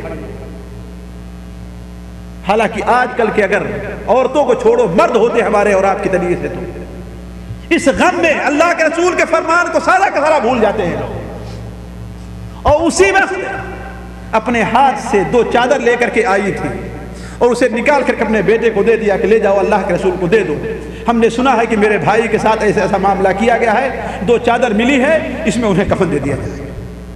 تو عرض کر رہا تھا ساتھیوں، اگر حقیقی محبت کا ثبوت پیش کرنا ہے تو اللہ کے رسول صلی اللہ علیہ وسلم کی ہر خوشی اور غمی میں، ہر پریشانی اور آسانی میں، ہر مالداری اور فقیری میں اللہ کے رسول کے اطاعت کیے بغیر چارہ نہیں ہے، ورنہ محبت میں ہم جھوٹے مانے جائیں گے، یا تو ہم لوگوں کو دھوکہ دے رہے ہوں گے یا تو خود اپنے آپ کو دھوکہ دے رہے ہوں گے۔ دوسری چیز آپ صلی اللہ علیہ وسلم کی محبت کی علامت یہ ہے کہ اللہ کے رسول صلی اللہ علیہ وسلم کو کثرت سے یاد کیا جائے، اور آپ جانتے ہیں کہ جو انسان جس چیز سے محبت کرتا ہے اس کو کثرت سے یاد کرتا ہے، جس انسان سے محبت کرتا ہے اسے کثرت سے یاد کرتا ہے، جس عمل سے محبت کرتا ہے اسے کثرت سے یاد کرتا ہے۔ جن لوگوں کو کھیل سے محبت ہے، ظاہر بات ان کے سامنے کھیلوں کا تذکرہ رہا کرتا ہے، فلاں جگہ پاکستانی ٹیم جیتی، فلاں جگہ ہندوستانی ٹیم جیتی، فلاں جگہ بنگلہ دیش کی، فلاں جگہ، یہی تو رہا کرتا ہے کہ نہیں رہا کرتا؟ کیوں؟ اس لیے کہ اس سے انہیں محبت ہے۔ جس انسان کو جس کام سے محبت ہے، تجارت سے محبت ہے، تو جہاں بیٹھیں گے اسی کا ذکر ہوتا رہتا ہے۔ جس انسان کو جس شخص سے محبت رہا کرتی ہے اس کا ذکر، اس کی یاد کثرت سے وہ کرتا رہتا ہے۔ جس طریقے سے ہمارے نوجوان طبقہ بیٹھتا ہے تو ہر مجلس میں اپنی ہی بیوی بچوں کا ذکر رہا کرتا ہے، اور اگر کوئی نہیں کرتا کم سے کم بھولتے تو ضرور نہیں ہے کہ نہیں؟ کیوں؟ آخر وجہ کیا ہے؟ کیوں؟ اس لیے کہ ان سے محبت ہے۔ جیسا کہ میر تقی میر نے کہا ہے نا کہ تم میرے پاس ہوتے ہو گویا، تم میرے پاس ہوتے ہو گویا جب کوئی دوسرا نہیں ہوتا، جب کوئی دوسرا نہیں ہو تمہاری یاد آتی ہے کہ نہیں؟ جس طریقے سے لوگ اکیلے میں ہوتے ہیں تو اپنے بال بچے ان کو کثرت دن میں چاہے نہ یاد کریں، لیکن رات میں بستر پر جائیں گے تو ضرور یاد آئیں گے۔ دل تیری یادوں میں اس طرح مچلتا ہے جیسے کوئی بستر پر کروٹیں بدلتا ہے کہ نہیں؟ وجہ کیا ہے؟ اسی طریقے سے جو انسان اللہ کے رسول سے ساتھیوں محبت کرتا ہے وہ کثرت سے نبی صلی اللہ علیہ وسلم کا ذکر کرتا ہے اور کثرت سے آپ کو یاد کرتا ہے، بغیر اس کے وہ انسان جھوٹا ہے، مکار۔ مثال کے طور پر آپ صلی اللہ علیہ وسلم کی سیرت کا مطالعہ کثرت سے کرتا ہے، آپ کے بارے میں معلومات حاصل کرنا چاہتا ہے، لیکن آج صورتحال تو یہ ہے کہ آپ صلی اللہ علیہ وسلم کی سیرت کے بارے میں جتنے لوگ یہاں پر ہیں اگر کہہ دیا جائے کوئی 5 منٹ کھڑے ہو کر کے بیان کرتے شاید کتنے لوگ بھی نہ بیان کر پائیں۔ اگر پوچھا جائے کہ اللہ کے رسول صلی اللہ علیہ وسلم کی ازواج مطہرات کا نام کیا ہے، آپ کی بیویوں کا نام کیا ہے، تو کتنے لوگ بیان کر پائیں گے؟ کتنے لوگ بیان کریں گے؟ حتیٰ کہ اگر خلفائے راشدین کا نام پوچھا جائے کہ خلفائے راشدین کون کون سے ہیں تو شاید 50% بھی لوگ ایسے نہ ہوں جو آسانی سے بتا دیں گے ہاں خلفائے راشدین کون کون سے۔ یہ کیا مطلب؟ اس کا مطلب یہ ہے کہ اللہ کے رسول کی محبت کا دعویٰ غلط ہے، جھوٹا ہے۔ تو جو انسان اللہ کے رسول سے محبت کرتا ہے وہ آپ کو کثرت سے یاد کرتا ہے، اور جو آپ کو کثرت سے یاد کرتا ہے وہ آپ صلی اللہ علیہ وسلم کی سیرت کا مطالعہ کرتا ہے، اور ہر میدان میں آپ کی سنت کو تلاش کرتا ہے۔ آج آپ کھاتے کس طریقے سے تھے، آپ لوگوں سے ملاقات کرتے کس طریقے سے ملاقات کرتے تھے، آپ نماز کیسے پڑھتے تھے، آپ روزہ رکھنے کا کیا طریقہ تھا، آپ حج کس طریقے سے کرتے تھے۔ یعنی کہنے کا مطلب یہ ہے کہ آپ صلی اللہ علیہ وسلم کی زندگی کے متعلق مکمل طور پر وہ معلومات حاصل کرنا چاہتا ہے۔ اور تیسری چیز یہ ہے کہ اللہ کے رسول صلی اللہ علیہ وسلم پر کثرت سے درود و سلام بھیجتا ہے، کثرت سے درود و سلام بھیجتا ہے۔ ساتھیوں اس کا بڑا اہتمام کرنا چاہیے۔ آپ صلی اللہ علیہ وسلم کے درود سلام بھیجنے کے آپ پر بڑے فائدے ہیں، ہمارے بہت بڑی نیکیاں اس کے اوپر ملتی ہیں۔ ایک بار درود ہم بھیجتے ہیں تو اللہ تعالی ہمارے نام 10 نیکیاں لکھتا ہے، ہمارے 10 گناہ معاف کرتا، ہمارے 10 درجات بلند کرتا ہے۔ اور اس لیے کم سے کم ساتھیوں اسے نہیں بھولنا چاہیے کہ ہر صبح کو 10 بار اور ہر شام کو 10 بار اللہ کے رسول سے درود ضرور بھیجنا چاہیے۔ صرف یہی نہیں کہ لوگوں کے سامنے نام آ گیا تو میرے صلی اللہ علیہ وسلم کہیے نا، اکیلے میں ہوں، جمعہ کا دن ہے، خاص طور پر کثرت سے آپ پر درود بھیجا جائے۔ اسی طریقے سے آپ صلی اللہ علیہ وسلم پر کثرت سے آپ سے ملاقات کرنے کی تمنا کی جائے، یہ آپ سے محبت کی علامت ہے۔ اس لیے کہ جو انسان جس سے محبت کرتا ہے اسے دیکھنا چاہتا ہے کہ نہیں چاہتا۔ آپ کے اوپر ایک شخص نے بڑی مہربانی کی، آپ کو معلوم ہو کہ ہاں بھائی اس نے مجھے فلاں جگہ فلاں وقت میں اتنا ہدیہ بھیج دیا ہے، اور وہ شخص فلاں جگہ مجھے اس قدر جو ہے میری تعریف کیا کرتا تھا، تو آپ کے دل میں ایک خیال پیدا ہو کاش ہم اس کو دیکھ لیتے ہیں۔ وہ آپ کو آنے کی دعوت دیتا ہے، ذرا غور کر کے سنیں گے۔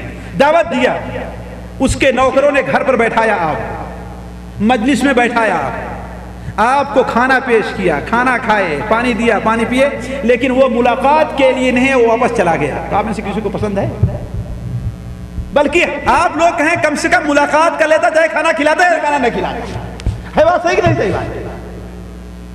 وہ ہمیں اپنا چہرہ تو دکھا دیتا، چاہے مجھے کھانا کھلاتا ہے کھانا نہ کھلاتا۔ کیوں؟ اس لیے کہ آپ کے دل میں اس کے تئیں ایک محبت کا جذبہ پیدا ہو گیا ہے نا۔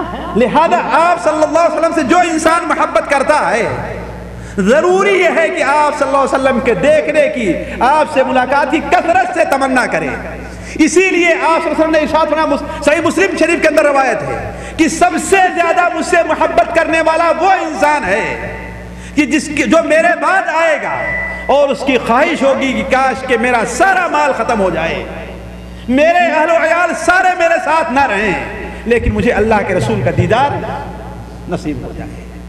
ساتھیوں یہ جذبہ صرف جذبہ نہیں ہے، بلکہ اس کے لیے ہمیں اور آپ کو کچھ کرنا بھی ہے۔ اگر ہمیں خواہش ہے کہ اللہ کے رسول کا دیدار نصیب ہو، تو سب سے پہلی بات تو یہ ہے کہ آپ صلی اللہ علیہ وسلم کے سنت کے خلاف کوئی بدعت ہم ایجاد نہ کریں، اس لیے کہ بدعتی حوض کوثر سے بھی بھگا دیا جائے گا۔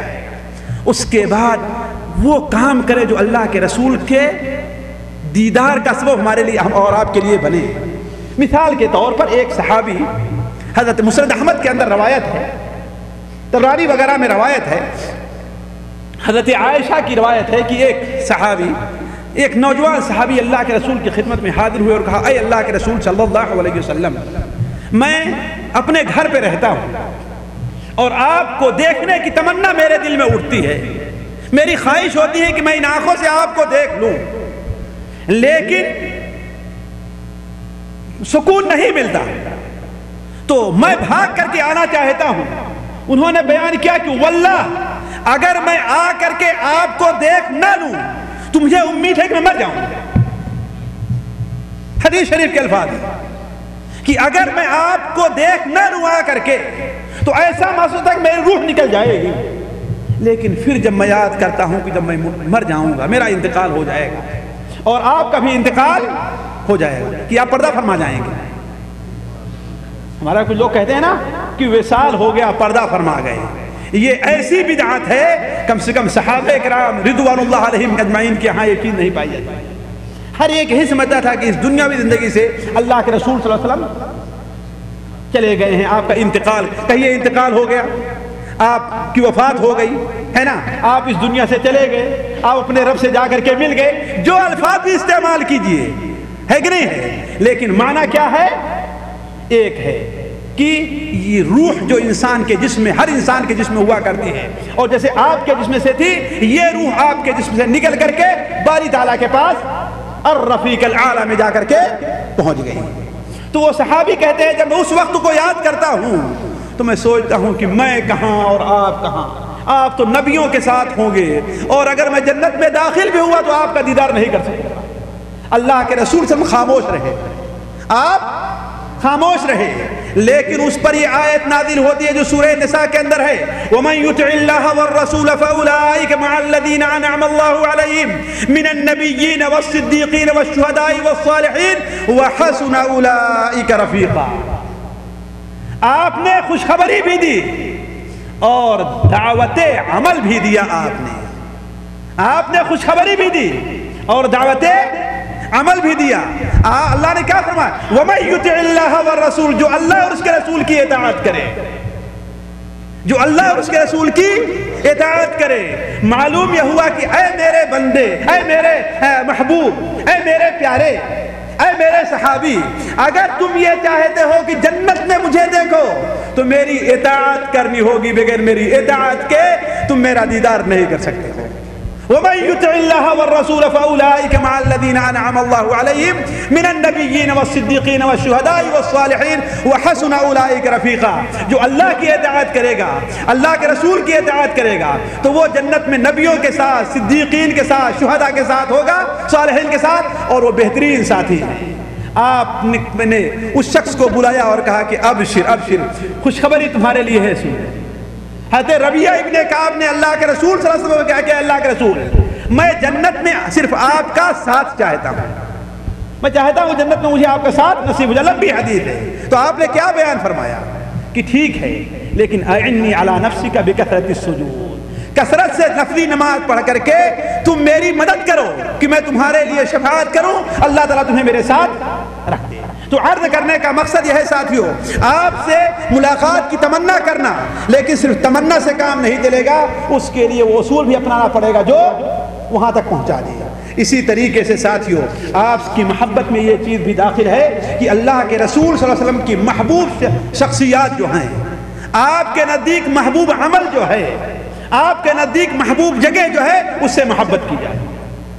اس لیے کہ آپ لوگ اچھی طریقے سے جانتے ہیں، بڑی اچھی طریقے سے جانتے ہیں کہ آپ کی اگر کسی سے دوستی ہو جاتی ہے تو جس گاؤں اور جس شہر کا رہتا ہے اس سے بھی آپ کو دوستی، کیوں؟ اس لیے کہ وہ اسے پسند ہے۔ انسان ایک شخص سے محبت کرتا ہے، لیکن ایٹومیٹک طور پر اس کے بیوی اور بچوں اور اس کے والدین سے محبت کرنا شروع کر دیتا ہے۔ کیوں؟ اس لیے کہ معلوم ہے یہ اسے محبوب ہے۔ ایک انسان سے محبت کرتا ہے تو اس کا مخالف، اس کا دشمن جو ہوتا ہے، وہ اس کے نزدیک مبغوض اور دشمن۔ اسی لیے اگر اللہ کے رسول سے محبت کا دعویٰ ہے تو اللہ کے رسول سے محبت سے محبوب شخصیات جو ہیں، جیسے آپ کے ازواج مطہرات ہیں، آپ کے آل و عیال ہیں اور آپ کے صحابہ ہیں، ان سے محبت کرنی ہوگی۔ موضوع لمبا ہے، میں اسے چھوڑ دے رہا ہوں۔ اسی طریقے سے وہ عمل جو آپ کو محبوب ہیں وہ کرنا ہوگا۔ مثال کے طور پر اللہ کے رسول کے سب سے محبوب عمل کیا تھا؟ اللہ کا ذکر تھا اور نماز تھی۔ آپ نے کیا بیان فرمایا؟ وَجُعِلَتْ قُرَّةُ عَيْنِي فِي الصَّلَاةِ، میری آنکھوں کی ٹھنڈک نماز میں۔ اب اگر کوئی شخص نماز نہ پڑھے اور اللہ کے رسول سے محبت کا دعویٰ کرے تو یہ بات صحیح ہے؟ نہیں صحیح ہے۔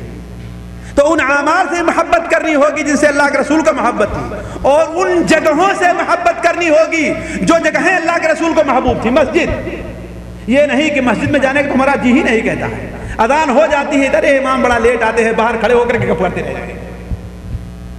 مسجد میں کب داخل ہوگے؟ جب دیکھیں گے جماعت کھڑی ہونے کا وقت۔ مسجد میں بیٹھنا بڑا بھاری پڑتا ہے، اور سڑک پر کھڑے ہو کر کے گپ کرنا، غیبت کرنا، چگلی کرنا، بکواس کرنا بڑا اچھا لگتا ہے۔ اس کا مطلب یہ ہے کہ محبت کا صرف دعویٰ ہی دعویٰ ہے، حقیقی محبت نہیں ہے۔ آپ صلی اللہ علیہ وسلم کا ساتھیوں، تیسرا حق ہمارے اور آپ کے اوپر یہ ہے کہ اللہ کے رسول صلی اللہ علیہ وسلم میں تعظیم اور توقیر کی جائے۔ تعظیم اور توقیر کی جائے، یعنی تعظیم اور توقیر کا معنی کیا ہے؟ کیا معنی ہے؟ واضح ہے، تعظیم کسی انسان کی جو تعظیم کرے۔ مثال کے طور پر اللہ تبارک و تعالیٰ نے اللہ کے رسول صلی اللہ علیہ وسلم تعظیم میں یہ بات رکھی ہے کہ آپ زندگی میں آپ کے سامنے اپنی آواز بلند نہ کی جائے۔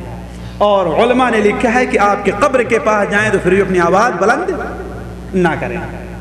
جس مجلس میں آپ کی باتوں کا، آپ کی حدیث کا ذکر ہو رہا ہو، وہاں بھی آپ اپنی آواز کو بلند نہ کیا جائے، بلکہ ہم جو بات کر رہے ہیں اگر اللہ کے رسول کا کوئی حکم آ جائے تو بس اپنی بات وہاں پر روک لیں، ختم ہو گئی، میرا کوئی فیصلہ نہیں، میری کوئی بات نہیں ہے. جہاں اللہ کے رسول کی بات آ گئی سرے تسلیم خم ہے جو مزاج یار ہے کہ نہیں. تو اللہ کے رسول صلی اللہ علیہ وسلم کی تعظیم اور توقیر کرنا یہ بھی ہمارے اور آپ کے اوپر فرض اور واجب ہے. حتیٰ کہ اللہ تبارک و تعالیٰ نے اللہ کے رسول صلی اللہ علیہ وسلم تعظیم اور توقیر کے بارے میں یہاں تک معاملہ رکھا ہے کہ اللہ کے رسول صلی اللہ علیہ وسلم کے پکارنے کا، آپ کو مخاطب کرنے کا وہ اسلوب نہ استعمال کیا ہے جو ہم لوگ آپس میں استعمال کرتے ہیں. کہتے ہیں اے فلاں، اے عبداللہ، اے عبد الرحمن، اے شعیب، اے عبد القادر، اے فلاں، نہیں، اے فاروق، نہیں. کیا آنا چاہیے؟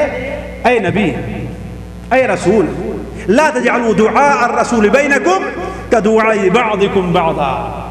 تو عرض کرنے کا مقصد کہ ایک موضوع بڑا لمبا ہے کہ اللہ کے رسول صلی اللہ علیہ وسلم کی تعظیم اور توقیر کس طریقے سے ہو، لیکن یہ بات ذہن میں رہے کہ تعظیم اور توقیر آپ کا ایک حق ہے. لیکن اس زمانے میں آپ صلی اللہ علیہ وسلم کی تعظیم اور توقیر کا مظاہر یہ ہے کہ آپ کی احادیث اور آپ کی باتوں کی تعظیم اور توقیر کی جائے. جس مجلس میں آپ کا ذکر ہو، آپ کی باتوں کا ذکر ہو، اس مجلس کی تعظیم اور توقیر ہونی چاہیے. آپ صلی اللہ علیہ وسلم مسجد کی تعظیم اور توقیر ہونی چاہیے، اور وہ لوگ جو آپ کی سنتوں پر عمل کرتے ہیں ان کی بھی تعظیم اور توقیر ہونی چاہیے. اس لیے نہیں کہ وہ عبداللہ ہیں یا مقصود ہیں یا شعیب ہیں، اس لیے نہیں، بلکہ اس لیے کہ وہ اللہ کے رسول صلی اللہ علیہ وسلم سنت کے متبع ہیں. اور یہ بات ہمیشہ ذہن میں رہنا چاہیے ساتھیوں. ہم اللہ کے رسول کی تعظیم اس لیے نہیں کرتے کہ وہ محمد ابن عبداللہ ہیں، اس لیے کرتے ہیں کہ وہ محمد رسول اللہ ہے کہ نہیں، وہ محمد رسول اللہ ہیں. اس لیے اگر کسی مجلس کی آپ تعظیم کریں تو اس لیے نہیں کہ وہ مجلس ہے، اس لیے کہ وہ مجلس وہ ہے جس میں اللہ کے رسول کا ذکر ہو رہا ہے، اور وہ مجلس وہ ہے جو مجلس ہمارے نبی کو محبوب اور پیاری تھی. اور چوتھا حق ساتھیوں یہ ہے کہ اللہ کے رسول ہم طرف سے دفاع کیا جائے، آپ کی طرف سے دفاع ہونا چاہیے. اور میں یہ دیکھ رہا ہوں کہ میرا وقت جو ہے ختم ہو گیا، اس لیے میں اپنی بات کو یہیں پر ختم کرتا ہوں. 2 حق اور رہ گیا ہے کہ آپ کی طرف سے دفاع کرنے کا اور آپ کے ساتھ خیر خواہی اور وفاداری کا. کبھی فرصت میں سن لینا بڑی ہے داستان میری. میں اب اسی بات یہیں پر اپنی بات کو ختم کرتا ہوں، صرف یہ کہہ کر کہ اللہ تبارک و تعالیٰ سے ہم میں سے ہر شخص دعا کرے کہ اللہ تبارک و تعالیٰ ہمارے اور آپ کے دل میں اللہ کے رسول صلی اللہ علیہ وسلم کی محبت ڈال دے، آپ صلی اللہ علیہ وسلم کے حقوق کو پہچاننے اور اس کے مطابق عمل کرنے کی توفیق عطا فرمائے. اللہ تبارک و تعالیٰ ساتھیوں سے سب سے بڑی اہم نعمت ہے اگر اللہ تعالیٰ ہمیں اور آپ کو اللہ کے رسول صلی اللہ علیہ وسلم کی سنتوں سے، آپ کے حقوق کو پہچاننے سے ہمیں نواز دے. اللہ تعالیٰ ہمارا اور آپ کا جہاں پر جمع ہونا قبول کرے. یہاں جمع ہونے کی برکت سے ہم نے جو بات کہی ہے اگر اس میں جہاں تک حق ہے اس کے مطابق خود ہمیں عمل کرنے اور تمام مسلمانوں کو عمل کرنے کی توفیق عطا فرمائے. سبحانک اللہم و بحمدک اشہد ان لا الہ الا انت استغفرک و اتوب الیک. اب اگر ہمارے بھائی اس سے متعلق کوئی سوال کرنا چاہتے ہیں تو سوال کر لیں.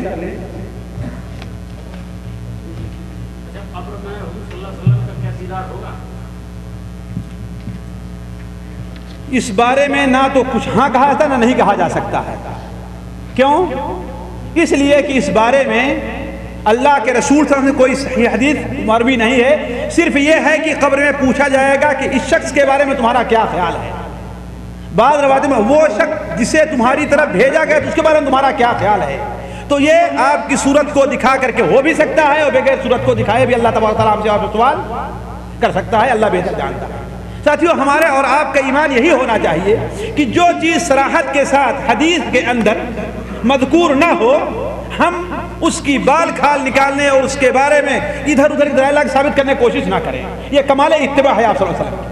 تو کسی صحیح حدیث کے اندر یہ نہیں کہ اللہ کے رسول ہمارے سامنے کھڑے کر دیے جائیں، آپ کی صورت لا کر کے ہو بھی سکتا ہے، ہو بھی سکتا ہے. اور یہ بھی ہو سکتا ہے کہ ویسے ہم سے پوچھا جائے کہ جو نبی تمہارے اندر بھیجا گیا تھا اس کے بارے میں تمہارا اللہ بہتر جانتا ہے. جی اور کوئی بھائی سوال کرنا چاہتا ہے؟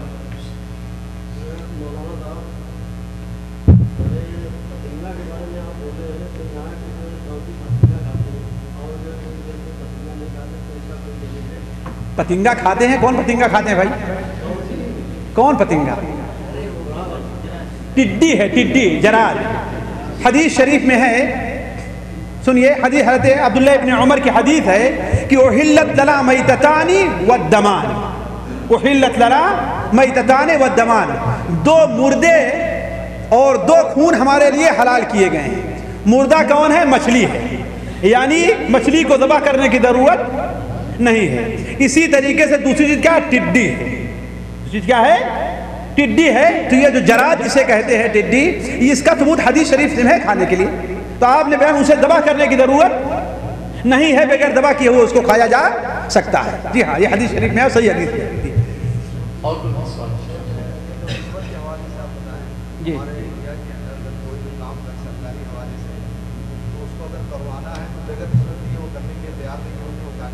भाई देखिए, फत्तकुल्लाह मस्तताअतुम, फत्तकुल्लाह मस्तताअतुम, हत्तल इम्कान अपनी कोशिश रहना चाहिए कि इन कामों से बचे।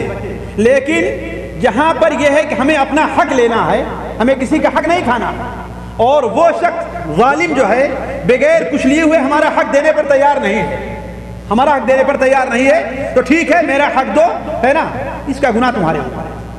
लेकिन बसा औकात ये होता है, देखिए उसका बहुत ये होता है कि कुछ लोग जो है अगर थोड़ी रिश्वत नहीं बड़ी खुशी से दे देते हैं, और ज्यादा रिश्वत है तो भारी पड़ता है। तो अगर दिल के अंदर इत्मीनान महसूस किया गया, चाहे 1 पैसे की रिश्वत हो, चाहे 1 लाख की रिश्वत हो, तो गुनाह क्या है? बराबर। हमारा दिल क्या है? उसे ऐसे ही नापसंद करे जिस तरीके से हमारे हाथ के अंदर हमारी उंगली के मिसाल के तौर पर कोई जख्म हो गया है और उंगली काटे बगैर चारा नहीं है, लेकिन कटवाने क्या कैफियत होगी जी? हम चाहते नहीं हैं लेकिन बगैर काटे चारा नहीं है। इसी तरीके से हम देना नहीं चाहते लेकिन बगैर दिए हुए चारा नहीं है जी। और भाई सवाल? तबलीग करने निकलते हैं तो नबी की तरीका कैसा है तबलीग करने का, और तबलीग गैर कौम में होना चाहिए कि मुसलमान को होना चाहिए? भाई देखिए, ये मौजू लंबा है, इख्तिसार के साथ बता दे रहा हूँ, फिर कभी तफसील दूसरे मौके पर। देखिए, तबलीग जो है हर एक के लिए है, मुसलमानों के लिए भी है और गैर मुस्लिमों के लिए है। दावत का काम हर एक के लिए है, मुसलमानों के लिए भी और गैर मुस्लिमों के लिए भी। जो हमारे बाद नौजवान दुआत जो दीन की सही समझ नहीं रखते, उन्होंने ये फ़र्क करना चाहा है कि हाँ भाई दावत के काम गैर मुस्लिमों के लिए है और तबलीग का काम मुसलमानों के लिए। ये बात सही नहीं है। इस्लाह जो है मुसलमानों के लिए और दावत जो है गैर मुस्लिमों के लिए, ये बात सही नहीं। कुरान और हदीस में दावत और तबलीग हर एक के लिए, मुसलमान के लिए भी और गैर मुस्लिम के लिए भी है। एक बात। दूसरी बात यह है कि तरीक़ा अल्लाह के रसूल सल्लल्लाहु अलैहि वसल्लम का अपनाया जाए। जाहिर बात है, 1 दिन 2 दिन 30 दिन 40 दिन 45 दिन या 3 महीने या 4 महीने या 1 साल, इसकी तहदीद शरीयत से साबित नहीं है, इसलिए इसकी तहदीद ना की जाए। आपको जहाँ जाना है आप अकेले जाएं, आप किसी 2 आदमी के साथ मिल करके जाएं, लेकिन वो ग्रुप बना करके कि हाँ भाई अब हमें मुनज़्ज़म किया जा रहा है कि हाँ ये अमीर साहब हैं और 3 दिन मुकम्मल होना चाहिए। अगर 3 दिन मुकम्मल नहीं हुए तो आपका ये निकलना बेसूद होगा। ये बात बिल्कुल बकवास है, कुरान हदीस का कहीं सबूत नहीं है।